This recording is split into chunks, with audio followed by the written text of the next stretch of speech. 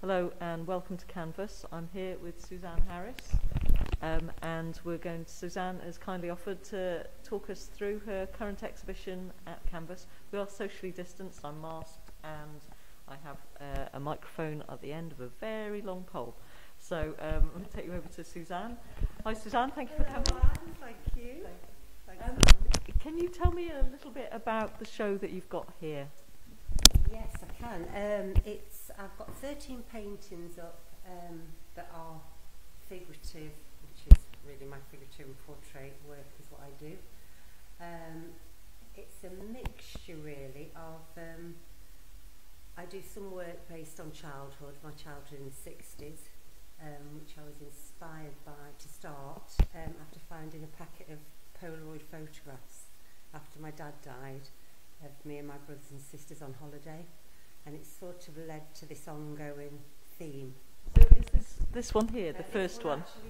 That one isn't. No, I've only got a few of those here. Should we have a look? Oh. Yeah. Should we have a look at those first? Yes. So this is one of my eldest brother. I was trying to sort of capture that sort of cheekiness of childhood. I love colour and mark making and really like to sort of try and evoke a mood rather than a sort of representational sort of image, really. And are there any others of childhood? Yes, this one is of my eldest brother, me and my sister. Didn't really need to put the faces when I was painting this, didn't feel that it was that relevant. Again, it was evoking that moment, excuse me, in time. Because some you do, obviously. You know, you put the faces in, and others you don't. But yes. They all do sit together as a kind of body of work. Oh, good, I hope so. And then yes. Oh, and the other two I've got from childhood is one. Oh, sorry. Okay. To the pole. Yeah. And the other one of my brother and me on our bicycles. Again, it seems like a different life now, the 1960s.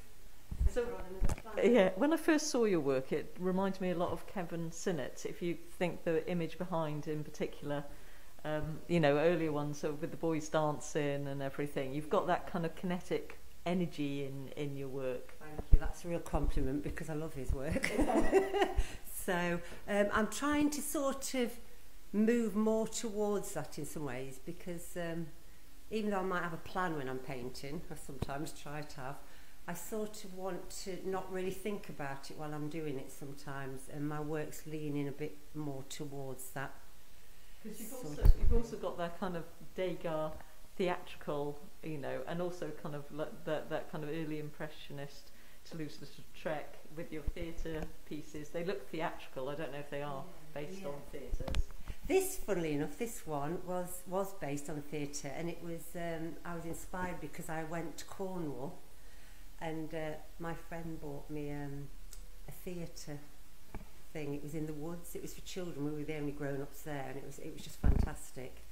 And it was all these sort of fairies and things in the woods. So that one was based on a theatrical event, actually. And but these ones also, even, you know, are outside. That one's your daughter? That's my daughter, yes. Yeah, Asha. And that's beautiful. I'm quite intrigued by how you paint the texture and everything on your. Well, I work with a brush a lot, but I also use spray paints, and I like to use things like lace, and if I find some interesting things to spray through, I sometimes use them. I quite like that combination of, you know, sort of flat areas and then textured areas, and then also using the brush quite a lot.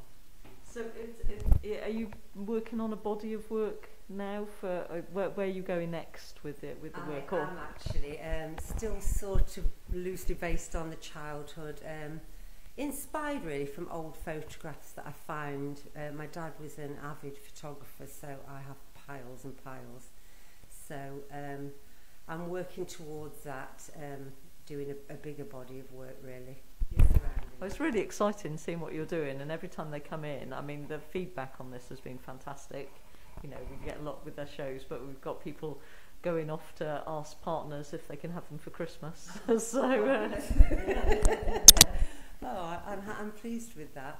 And I think the colours are a big part. I'm interested in the relationship between colours and creating mood and evoking a feeling. So, you know, I think, and they particularly sit well on your nice grey wall, I think, these. So, no, I'm really, really pleased. Can you tell us a bit about Tommy Carrot? Tommy Carrots, yeah, I was compelled to paint him. He was a local, unfortunately no longer with us, a very unique character who I used to see in the pub in Temple Bar, which is in between Lampeter and Aberaeron. And it was this wonderful community.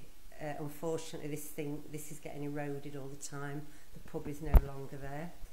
But it was such a wonderful mixture of Welsh farmers and people from the Black Country, and we used to sit round the bar chewing the fat, and he was such a unique character. I wanted to paint him.